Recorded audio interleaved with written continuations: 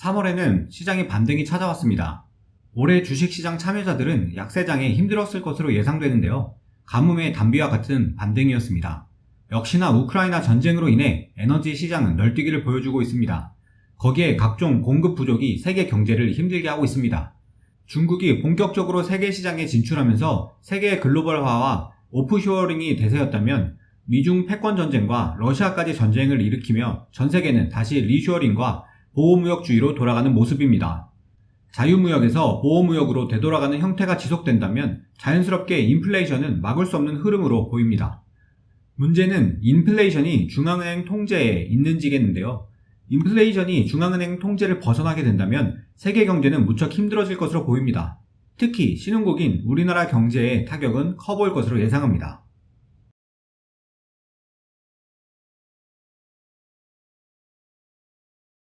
(2월에) 주식 100%를 보유하고 있다가 우크라이나 전쟁이 발발하면서 큰 손해를 보게 되었습니다. 다행히 3월에 반등이 나와 주식을 많이 정리하였습니다. 장단기 금리차가 역전되어 현금을 늘려가고자 하기 위함도 있지만 현재 자본을 옮기는 과정에서 주식을 많이 정리하였습니다. 아마 자본 이동이 완료된다면 다시 어느 정도 주식 비중을 늘릴 것이고 기존 포트폴리오에 담겨져 있는 주식들 위주로 매수할 예정입니다. 4월 투자 결산에는 어느 정도 정리가 될 것으로 보입니다. 제 연간 목표 수익률은 15%이며 시장 수익률을 상회하는 것입니다. 1분기가 지난 시점 수익률이 시장 대비 한참 밀리는 모습입니다. 비교지수인 S&P 500과 코스피는 연초 대비 각각 4.62%, 7.99% 하락한 것에 비교하여 제 포트폴리오는 각각 8.46%, 16.92%, 거의 2배에 가까운 하락을 기록하고 있습니다. 이는 아무래도 인플레이션을 조금 간과했던 결과인 것 같습니다. 물론 여전히 매크로보다 기업 위주로 공부하고 성장하는 섹터에 투자를 하려고 노력하고 있어서 단기적인 수익률이 안 좋을 수 있다고도 생각하고 있습니다. 매번 실적 발표 이후 목표 주가를 재산정하고 있는데 다음 결산부터는 제가 계산한 목표 주가 또한 같이 공유해보고자 합니다. 제가 올해 가장 좋게 생각하는 위메이드를 제외하고 국내 주식 대부분을 정리하였습니다. 위메이드는 우리나라 블록체인 산업에서 큰 잠재력을 갖고 있는 기업으로 보고 있습니다. 물론 현재는 여러가지 이슈가 존재하지만 대부분 기업이 그러하듯이 처음 가는 길에 생기는 어려움이라고 생각하고 있습니다. 그런 이슈들을 극복하고 잘 나아간다면 매크로 경기와 상관없이 성장을 보여줄 기업이라 생각합니다. 연금 계좌는 딱히 손대지 않았습니다. 퇴직연금에 회사 납입 현금이 들어와 예수금이 약간 증가한 것 말고는 변화가 없습니다. 올해 가진 계좌에서 가장 잘 운용되고 있는 포트폴리오입니다. 역시 현금과 주식 비중을 잘 분배하는 것이 이러한 약세장에서 힘을 발휘하는 것 같습니다. 가장 드라마틱하게 변한 제 주력 계좌인 미국 계좌입니다. 많은 주식을 처분하였습니다. 자본 이동이 끝난 후 리얼티 인컴, 인텔 등은 다시 매수할 생각입니다. 이번 달 가장 큰 화두는 장단기 금리차가 역전이 되는가였습니다. 일반적으로 많이 보는 장단기 금리차는 10년채 금리에서 2년채 금리를 뺀 값입니다. 스프레드가 지속적으로 하락하더니 결국 역전되는 모습을 보였습니다.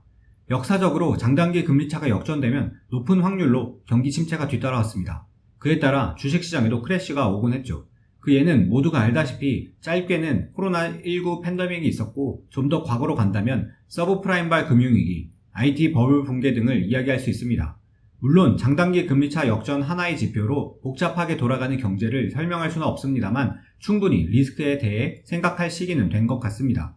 장단기 금리차가 역전된다면 단기 금리로 자본을 조달하여 장기로 대출을 해주는 은행의 BM이 망가지게 되고 자연스럽게 시장에 공급되는 유동성이 줄어들 수 있습니다. 유동성이 줄어들게 되면 경제에서 약한 고리가 무너질 수 있게 되고 이로 인해 연쇄적으로 위기가 찾아올 수 있다는 것이죠.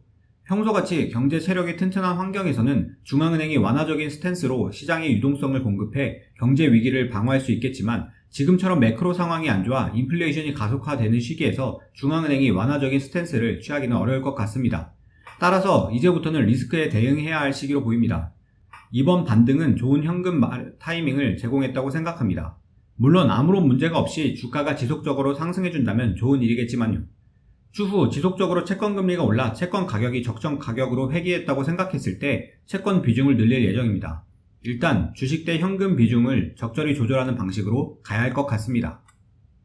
올해는 정말 어려운 장입니다. 여러가지 매크로 이슈가 지속되고 있습니다. 그러나 우리가 명심해야 하는 것은 성장하는 기업의 주가는 결국 상승한다는 것입니다. 이는 피터 린치나 워렌 버핏 등 투자의 대가들이 매크로 이슈보다 더욱더 기업에 집중하는 이유입니다. 매크로 변수로 인해 주가의 변동은 생길 수 있겠지만 궁극적인 기업의 가치는 기업의 실적에 수렴한다고 봅니다. 물론 이는 기업의 거버넌스가 좋을 때 이야기입니다. 저 또한 매크로는 현금과 주식 비중을 정할 때 고려하는 정도로만 참고하고 있습니다. 이 영상을 시청하시는 모든 분들의 성공 투자를 바라며 영상을 마치겠습니다. 모든 투자의 책임은 투자자 본인에게 있음을 알려드립니다. 영상을 시청해주셔서 감사합니다.